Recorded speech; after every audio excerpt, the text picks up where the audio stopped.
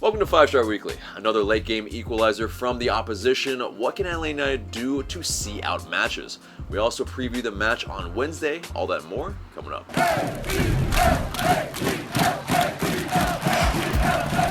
This segment is sponsored by Thinking Man Tavern, a cozy Decatur neighborhood pub. Grab a tasty beverage from a wide variety of selections and a plate of something delicious from the menu.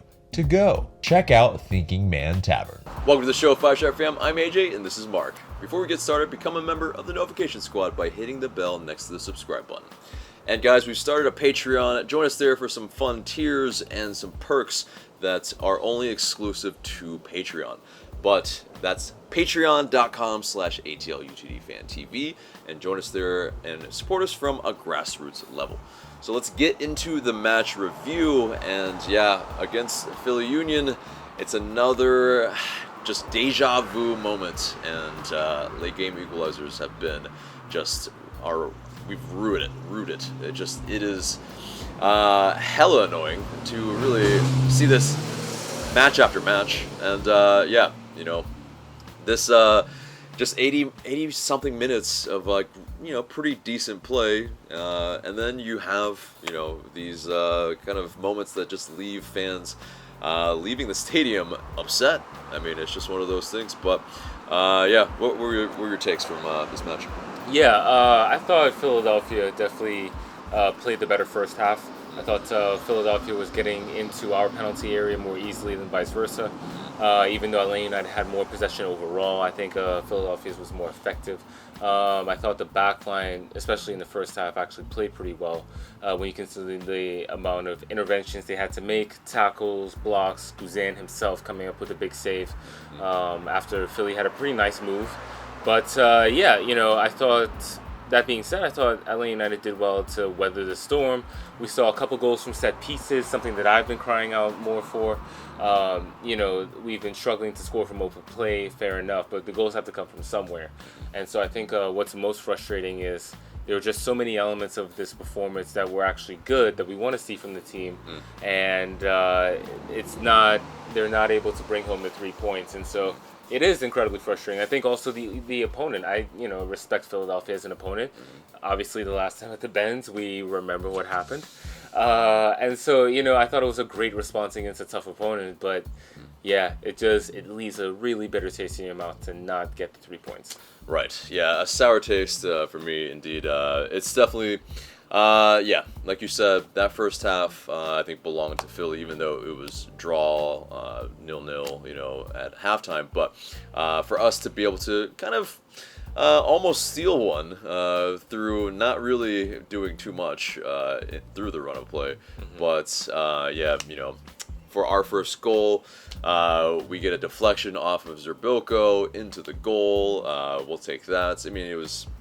I think fortuitous, but you'll take it. Yeah. And then, yeah, a bullet header from Anton Walks from across from Brooks Lennon, who I think he's been, early on one of the better players for Atl Utd for sure. Yeah. And, for this to be his first assist this season, I mean, it's a little bit, it's a bit of a shame because his service has been really immaculate, I think. He should have had 2 assists in this game. I mean, early on, he plays a pin. And I said this on the fan cast. I'm going to say it again, because I see people make comments about Brooks Lennon, crossing and it not being that good. Maybe it's not as good as Julian Gressel's, but Brooks Lennon can cross. Yesterday, he hit Kubo Torres in the face. I don't know what you have to do. In front of goal. I'm sorry, man. If you're a striker at a professional level and the ball is coming to your face, I'm expecting you to put a header on it. Right. It was like the cross was so good it caught Torres off guard. I don't know. I don't know how else to explain it. But yeah, I totally agree with that sentiment that Brooks Lennon has been one of our better players, especially going forward. Which, I don't know if, obviously that's a compliment to Brooks Lennon, but I don't know if that also says something about the winger play that we have been getting from other players. So, there's that part of it as well. Yeah, and there's some interesting bits in that, that Ronald Hernandez just, scored for Venezuela this week as well, or on Sunday. And so, maybe he's a guy that maybe deserves a look, although, yeah, we'll be a little bit light maybe on kind of right back position in lieu of some things that also have happened in the news, and we'll get to that. But back to this match, 83rd minute, just really pretty much as soon as we scored, we concede, and it's one of those kind of old adages. When you're most susceptible is pretty much right after you've scored, and it definitely was the case here. Very, very upsetting, I think, how, just kind of soft our mentality, I think, has been kind of recently. And so that's something that I think definitely needs to be worked on. And, but what do you think we can do to maybe see out some matches? So I have been reflecting on this, and I just wonder if the team fitness is starting to catch up with them. Reality is, like, we've had a fairly decently long injury list, like pretty much all season. Every game, it's like at least 3 or 4 players that are not available. And I do think we're starting to see that catch up. So like the midfield, for example, obviously we know about the Emerson Hyndman news, right? Yesterday he takes off Ibarra for Franco, a move that at the time was perplexing to us because you change the shape, and Philadelphia typically plays with a diamond midfield. We were doing decently in the midfield before that sub, but you make yourself light in the midfield, you're going to invite more pressure. Now we find out it's because he was taken out because of fitness issues, and then you look at who some of the other midfielders were that could have possibly come on. Well, Adams hasn't played a minute all season. I think maybe his first or second appearance on the bench. Right. And then Josetu is not available, and it's a whole flurry of you just don't have anybody. You just don't have bodies. You're right. And so either you might have to start bringing some guys from the twos or something, but or just pack in that midfield even more, and just make sure that you've got numbers, and so they don't have to maybe work as hard. But there's a flurry of things, I think, and it's all kind of in hindsight that Heinze could have done this and shouldn't have done that, but it is a strange thing. I mean, I think we were playing pretty decently up until about those subs were made, and it's another. I mean, Alan Franco, he's not really endearing himself, I feel like, in terms of maybe the luck. He wasn't maybe necessarily the person at fault for any of these goals here, but it is he comes on, we concede. He plays, we concede. It's I don't know, it's maybe coincidence, but hopefully he can shake that off too, in terms of that kind of, not maybe a moniker, but just that little juju has been kind of associated with him. But and then you just have a ridiculous, probably a contender for maybe goal of the week for sure, maybe goal of the year. This goal from Jacob Glenay, their center back, which we just didn't close down well enough. There's a player that is closer to him. Maybe Ezekiel Barker could have closed him down earlier. Jackson Conway was the closest player really to be able to do anything about that. He was late too, and Glenay, it's a freaking bullet. It's just Guzan couldn't have done anything about that. It rattled the crossbar 3 times, which is interesting. Ridiculous. As well, how hard it was hit. But I mean, he's done that before apparently as well. Yes, LAFC last year in the 4-4 game. Yep. So that should be in the scouting report, I feel like, as well. Definitely don't give him this time and space, because he will take advantage of it. Yeah, I feel like, and I think like that play is a perfect example of tired legs and tired minds. Honestly, it's. But Conway doesn't really have an excuse here, I feel like. Sure, that's true. So. That's a fair point. But because it is the center back that steps into the space, but there's a lot of space. I mean, he takes 2 or 3 touches, and then it's just like, all right, I'm gonna let this rip. And boy did he, and it's another one of those matches that gets all the fans, I think, talking to themselves, talking to all the other fans. Just kind of, it doesn't bring a lot of goodwill, I feel like. But definitely, still, congrats to Jackson Conway on his MLS debut.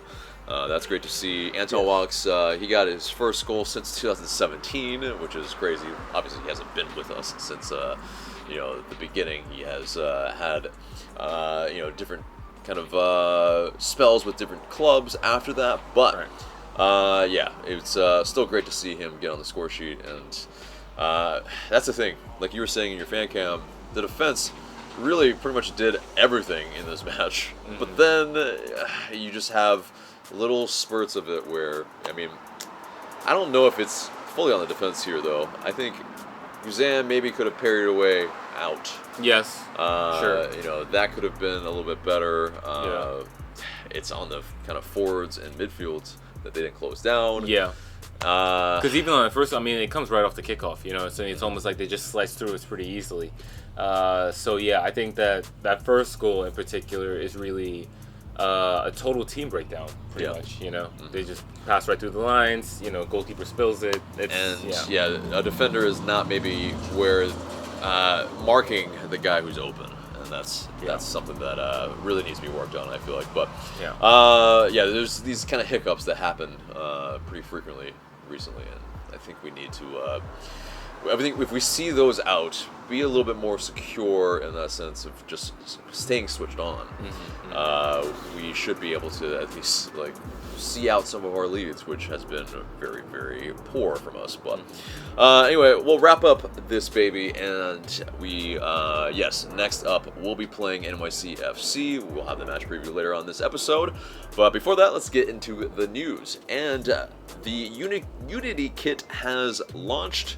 And I'm wearing it clearly, and I think I dig it. I dig it a lot, actually. The color scheme, you know, when it was leaked, maybe left a little bit to be desired in terms of maybe from the side, but when you see all the detail and see what it stands for, I think there's some good things that are behind this and good intention.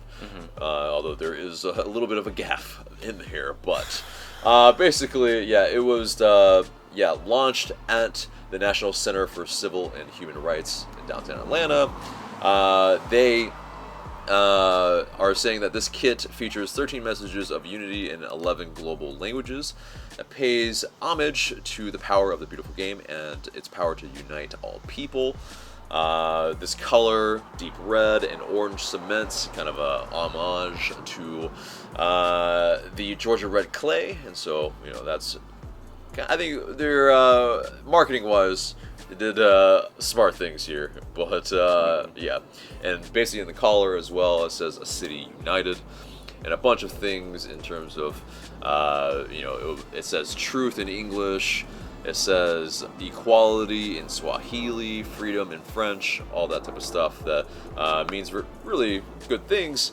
Except, in Hebrew, the repair the world, unfortunately some of the characters were backwards. So right here down there, it's unfortunate. And it may have been the reason why some of the Unity kits, at least kind of around late night, it was pulled from the MLS store, and then, it's back on. But I think they were maybe trying to decide what they're going to try to do. I think they realized this is a limited edition run anyway, so they're just kind of going to go as is, and kind of these are all kind of maybe collector's items in a sense that, it's wrong. There's an error on it, but it is what it is. And in terms of the Unity error statements, Doug Roberson said that. The statement from Atl Utd read, "We apologize for the printing error made on the select units of our limited edition 2021 third kit, and that unfortunately the Hebrew phrase 'repair the world' was unintentionally printed inverted, a mistake that we were not aware of until the kit launched. This kit was created with the sincere intention of spreading a message of unity, with net proceeds from our team stores going directly back into our community through the Atl Utd Foundation. Our hope is that this message resonates and that this kit will have a positive impact in our city and beyond." So, what do you think of the error? What do you think of their message? Like, could they have done better? I like the idea behind the kit overall. I think it is actually a pretty cool concept. I like the color scheme a lot. I like the King Peach is my favorite kit. So, I love the peach. I love how the peach pops against the maroon. I think all of that is good. That being said, the snafu is pretty embarrassing. There's no other way to say it. It's just like when I saw that, I thought, how many? You would think that there are a number of levels or checks that this kit would go through in this process, and you would think that somebody would have caught that. So I don't know. Like, I literally don't understand how that era gets all the way through to the point where the jersey is printed and released. Because it was, like, in terms of pointed out very quickly on the internet, almost pretty much when it was released. Right. So, I think you need to speak with, representatives from each and every one of these type of backgrounds. Yeah. And so that's, yes, I agree with you. That's, frankly, embarrassing. But, yeah, go on. No, but I mean, other than that, I like the kit overall. I also bought it yesterday. And I'll probably have somebody do a design for me and, kind of individualize it a bit. Yeah, shout out to our homeboys at TIK Utd. They do great name sets, and if you want to go check them out. But anyway, we'll move on from that. And this training kit that leaked is interesting. Very New England Revs logo for sure, but will be a training kit apparently in July. I mean, the design doesn't look that bad, to be fair. It's just that it's too reminiscent, I feel like. But what are your thoughts on it? It's all right. I mean, it definitely reminds you of the Revs. Yeah. it honestly does. But it's a decent kit. I mean, like, I probably won't get it myself, but I like it, and in terms of it, being different, so it's cool. Yeah. I mean, there have been some other kind of United States flag related training kits that have dropped, and this isn't tops for me, but it's a decent looking one. But moving on from that, a rumor for Gabriel Heinze. So he apparently emerged as a possible candidate for Fiorentina, this Italian side that is fairly big, but they are kind of cleaning house, maybe also new owners. That whole deal is making, basically, they're making some moves, and he could be one of the guys that is in consideration, Heinze. But Fiorentina scout that was just hired, Nicholas Bardiso, he proposed, reportedly anyway, Heinze's name into the fray, and so, that's kind of where that's coming from, whether there's a whole lot of truth to the rumor or not. I mean, I know, Tanner, he had something to say about Heinze, and that if he gets an offer from a top side in Europe, that he would no doubt go. And what do you think? Well, I agree with that sentiment completely. I mean, there's precedent for that in the league. Both NYCFC and Red Bulls have had coaches leave them in the middle of the summer because that's Vieira, March. Exactly, and that's the best time to go to Europe, honestly. And so my feeling is, if Fiorentina offer him that job, he's gone. That's just the long and short of it. There's just no reason for him to pass up that opportunity now, especially if and depending on how you feel about the reports about Bocanegra and all that. But if that relationship is not rock solid, then it's even more incentive for him to just go ahead and jump ship now. I think the optimism here is that Fiorentina theoretically would have, I guess, more experienced candidates, especially in the European circuit. You would figure they would consider Italian coaches first, as Serie A teams tend to do. But the thing about Fiorentina is they're a big club, they're a notable club, but they're not they don't have super high expectations. They're not in the top 4 every year, for example. And so I think I could see them being maybe taking a more proactive approach and saying, look, we want to go against the grain a little bit. We want to hire outside the box. We want to, some Italian teams now are considering maybe changing the way Italian teams are traditionally placed. I mean, that's why that's part of the reason why Juventus hired Pirlo, although that obviously didn't work out for more than one season, but that's what Pirlo tried to do. So, I feel I'm on the fence about this rumor in the sense of its possibility, because I could see how it wouldn't happen and I could see how it would. Yeah, and there is that. Like, Heinze, he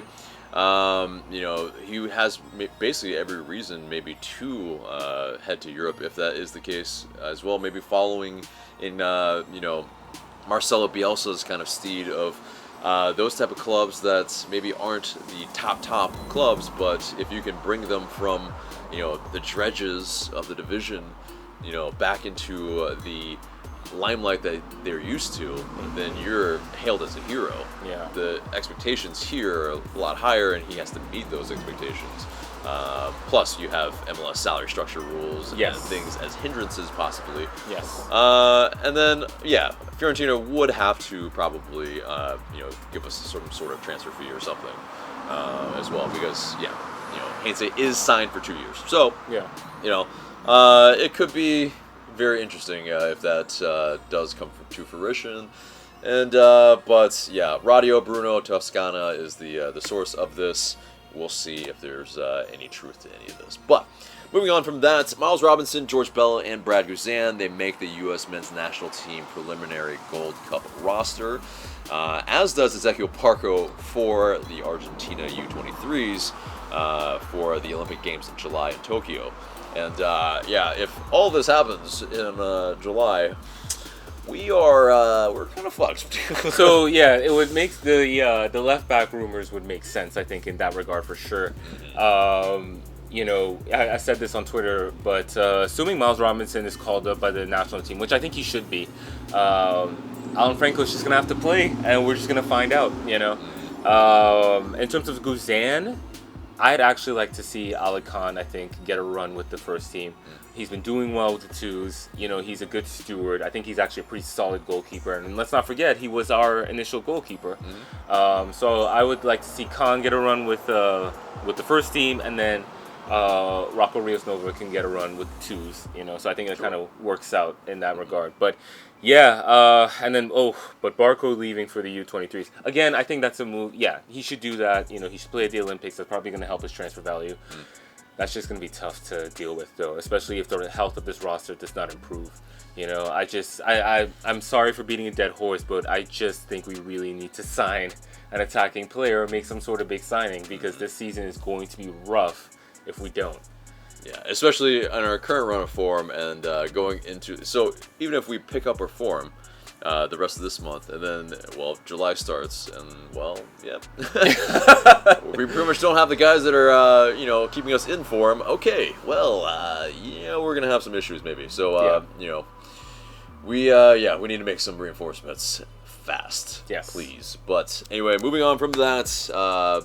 After the match, unfortunately, Anton Walks received racial abuse on his Instagram in the form of some very unsavory emojis, and it's absolutely ridiculous that this is still happening in this day and age, in 2021.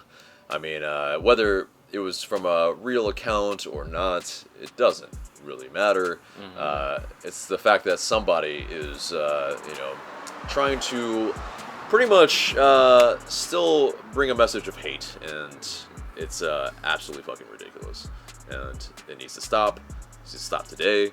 But I feel for Walks. I sent him a personal message saying, I'm appalled, but it's just it's terrible that this is still happening. And please educate yourselves if you have the inkling to want to put these type of messages out there. But if you have any thoughts on it,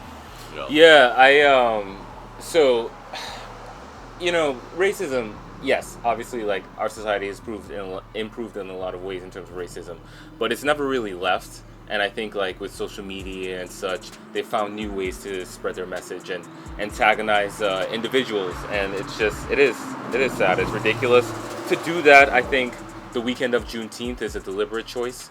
Anton Walks obviously has been involved with Black Players for Change, which I applaud completely. And it's just cowardly. Anonymous account, that whole deal, no avatar, all of that. It's so cowardly. But it's not. We'll keeping on. That's not going to stop us. Exactly. The message stands, and as well with that TIFO that was. Just keep that same energy. It's pretty much, let's just keep making sure that, the right messages get put out there, and then that these things are stamped down. But moving on from that, Atlanta United 2 fell 1-0 to Memphis 901 to our old friend Laurent Kisidou. Unfortunately, he scored a pretty decent goal there against Atlanta United 2, but Rocco Rios Nova had a season-high 6 saves, And Atlanta United new homegrown Bryce Washington made his professional debut. So great on that. The next game for the Twos is against OKC Energy.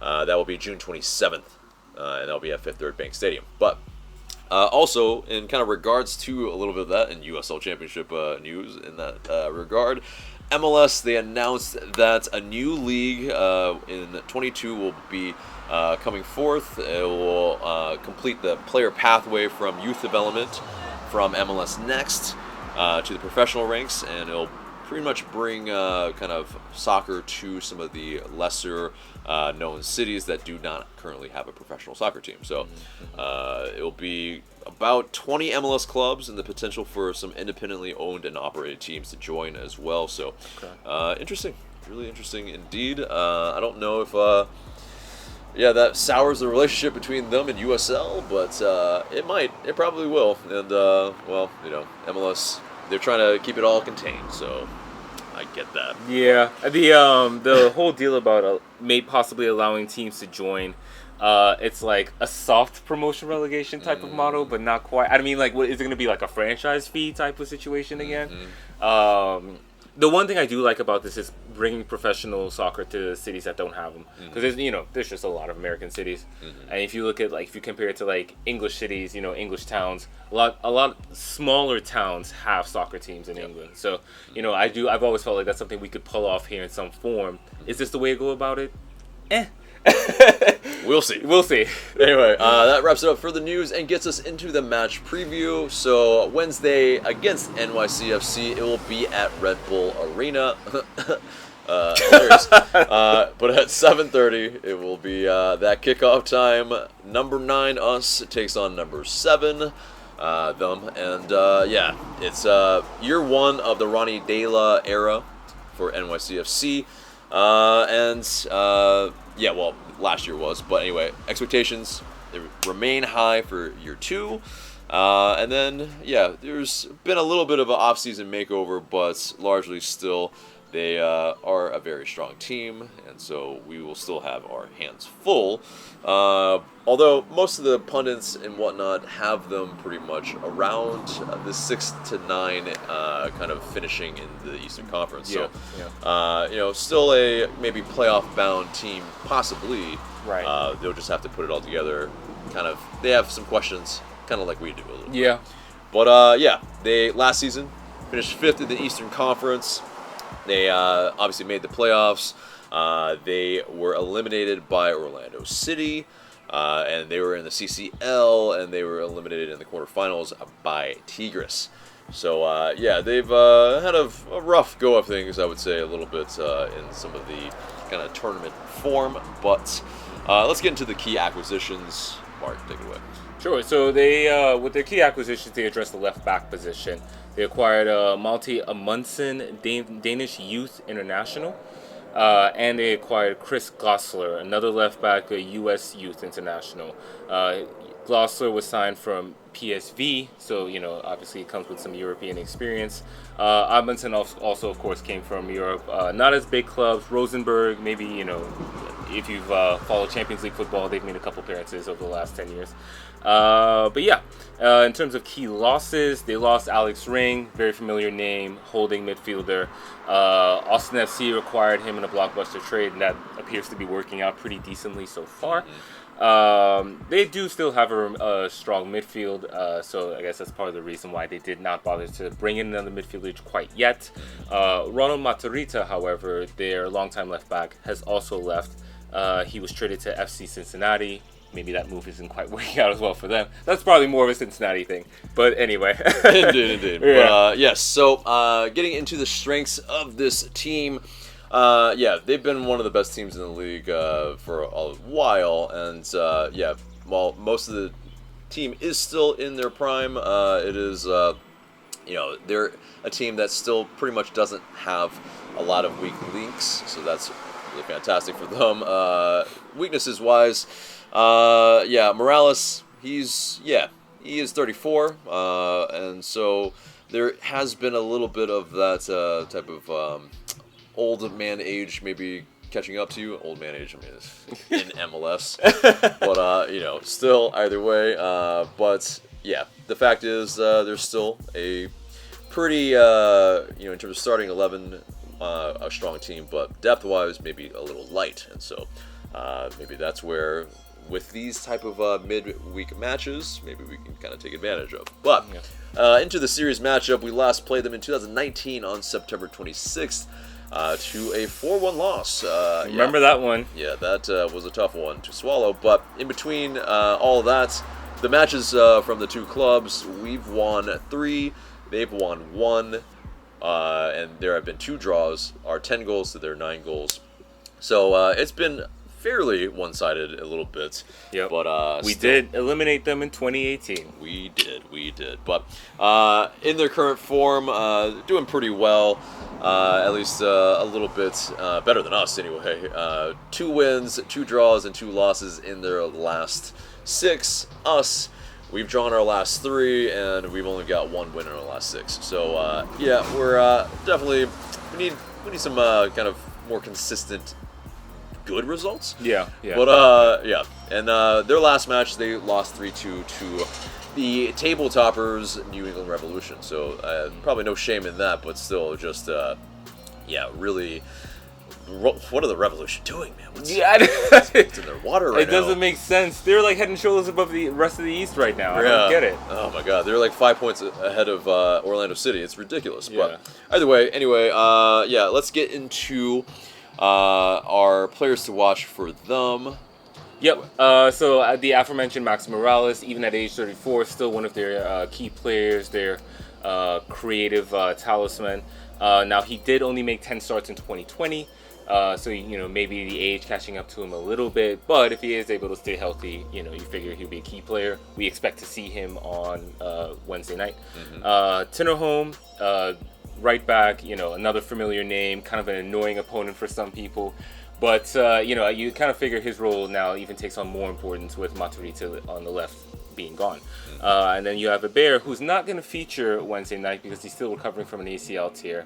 But, one of, their main forward, their main goal getter. So, this might be an opportunity for us to get a good result, maybe even a win. Indeed. And so, speaking of that, in terms of injuries, yes, Eber is out. Alexander Callens also is out, as well as Gideon Zalalem, the former Arsenal Academy product there. Kind of strange to see him, pick up with NYCFC. But anyway, in terms of out for us, Josef Martinez out for international duty and possibly COVID. Still not official, but pretty much. I think you kind of. He didn't play, he hasn't been part of the squads. He probably, unfortunately. Right. Hopefully, he, doesn't have any sort of symptoms. Seemingly, from his post, he's been fine. Right. But, anyway, Emerson Hyman, of course, out with ACL. Hosetu also probably out with a lower body injury. Questionable would be Machop Chol with the lower body. Mo Adams, although he's been part of the squad, we'll see if he can continue to be part of the squad as well. And then Jurgen Damm, they've all been training, but it's just a matter of how fit are they. So we'll find out. But in terms of how NYCFC play, it seems like it's going to be a little bit more of a 4-2-3-1 type of deal. Castellanos probably more of the guy up top. And Morales, of course, is that guy in the middle pulling the strings. But getting into our predicted starting 11, Ben. Let's go through the lines. Goose, of course. Yep. But who's in your back line? So I'm going to make an audible here, actually. This is not what I wrote down. But from right to left, I have us in the back 4. I have Walks at right back. Robinson, I think Alan Franco makes a start. And I think Bello retains his spot at left back. So wait, Walks at right back? Yes. Interesting. Yes. I just... because the fitness thing, I really do think it's catching up, and I think he's going to be forced into some rotation. We've seen Alan Franco getting little chances here and there. I think he'll end up getting the start on Wednesday. Okay. Yeah. Wow, interesting. For me, there's a little bit of rotation, but for me, it's Lennon, Robinson, Walks, and also Mikey Ambrose instead of George Bello. I think we need to protect our young kid just slightly, a little bit, not push him too hard. Although, I mean, I could also see him maybe starting, Bello starting, and then maybe taking him off like 60th minute or something like that. Sure. But Lennon as well. I think there needs to be a little bit of spelling him as well here. But we'll see how we can do that. Getting into midfield, what do you got? So three-man midfield, it's pretty much who's available. Sosa, I don't think Ibarra will start since he was taken off because of fitness. So I have Moreno in there. I think he'll play a deeper role while Barco will be, kind of breaking the lines, being that sort of number 8. Wow, that's a very aggressive midfield, but it makes sense to me. For me, I think Ibarra, we'll find out if there are any actual issues. But for me, he'll start. And Sosa and Moreno. Moreno and Barco, they kind of interchanged a little bit throughout the match, but I think Moreno is still more of the kind of midfielder that I would put in there in the middle. But let's get into the forwards then. Yep, and this is where my audible comes into play. So I think Lennon is going to start at right wing, alluding to my earlier comment. I think he's pretty effective going forward. I think he's a good crosser. And so, I have Lennon on the right, Kubo in the middle, and Eric Lopez on the left. Okay. I think it's Mulroney on the right for me, and then Barco on the left here. Kubo did a fine job of holding up the ball and getting his teammates involved, but I mean, if he's going to start right immediately after starting on Sunday as well, I mean, I think we got to give maybe just a little bit of a spell here and put in Eric Lopez, possibly see what he can do, or Jackson Conway. I'm totally fine with either one right now to kind of see what they can do. Let's kind of try the goods out and see what we got. But because we know that I mean, just it's a tell-all, I think, at that point of the ball hit him in the face in Kubo Torres, and he didn't know what to do with it. I mean, it's just there needs to be a killer instinct, and for us to score from the run of play, I think he probably just needs to come on a little bit later and just bring the energy for us, but not a starter. But anyway, that's our 11. From what I'd like to see the team do this game, more the same in terms of being able to score from the run of play, and then keep that lead if we can get a lead. I know this is going to be on the road. It's going to be a tough NYCFC side, but I think we're able to do some damage to this team if we're just we really need to, I think, bear down and just really try to create these chances that we know the team can make. It's just a matter of whatever it is. This team, there's just levels of this that frustrate. But anyway, anything for you? Just more decisiveness, I think, particularly on the counter. Just better decision making. I think we still saw a little bit of not always the best decision versus Philadelphia. Right. So I'd like to see that clean up, and then pretty much everything else you said. Especially like being clinical, being solid. I believe in this team's ability to keep the ball. It's just the rest of it I think has to come together. Right. And let's get into the odds. It's 19% according to Bet365 for Atlanta United. Draw at 23.1%, and NYCFC have a whopping 64.5% chance to win this match according to the odds. So with all that being said, let's get into the score prediction. Unfortunately, I'm siding with the odds. I do think it's going to be a really tough game, and I think NYCFC pull it out 2-1. I don't know why, but I think we can pull out a draw here. They might take a lead early, and then we kind of, bring the fire and kind of bring it back and level it. So I think it's 2-2. I don't know where the goals are coming from. We'll count on some own goals or some deflected, whatever. However they go in, I don't care right now. But right. I want results. Yeah, and that will be okay with me on the road. But anyway, what do you guys think? Let us know in the comments below. But guys, that does it for the match preview and pretty much the entire show except for the question of the day.